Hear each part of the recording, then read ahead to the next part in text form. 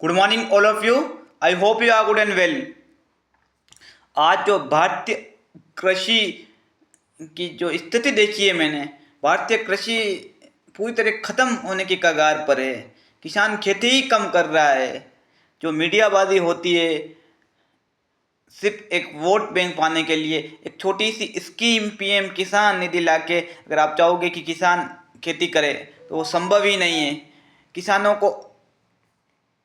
को अपनी लागत का सही दाम नहीं मिल रहा। एमएसपी, मिनिमम सपोर्ट प्राइस, वो भी नहीं मिल रही। उसके अलावा उसके एक्सपेंसेस और ज़मीन का किराया, अगर किराया मान के चलो, उसके पूरे पारिवारिक इनकम दूसरे मजदूर से कितनी हो सकती है और खेती से कितनी हो सकती है आमदनी, उसको भी अगर सही अनुपात में देखा जाए तो भी पूरा तरीके से किसान को और बेरोजगारों किसानों को बेरोजगार करने की प्लानिंग है सरकार की। किसान कैसे अपनी ज़मीनों को बेच दे, वहाँ पे रिसोर्ट, फार्म हाउस ये लग जाए।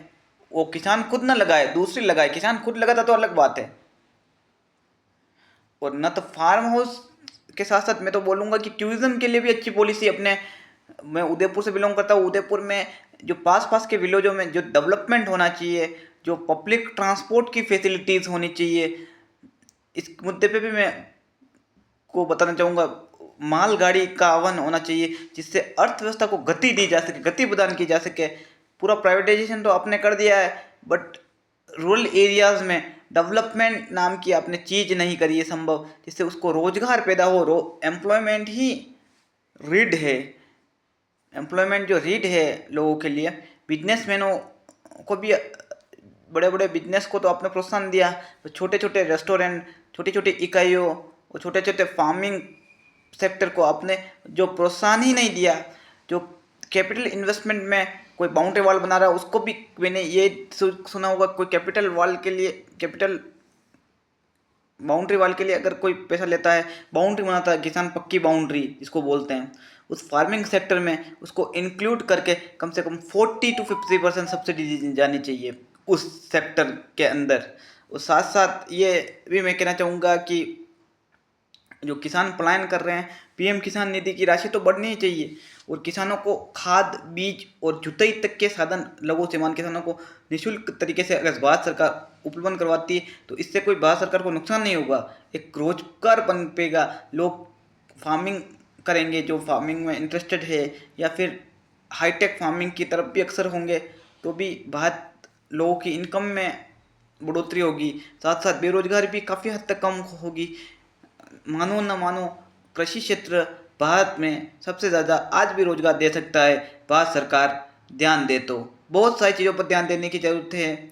वर्किंग कैपिटल प्रोवाइड करवाने की ज़रूरत है। साथ साथ जो बाउंड्री वॉल में कैपिटल कॉस्ट को दी जाने की ज़रूरत है।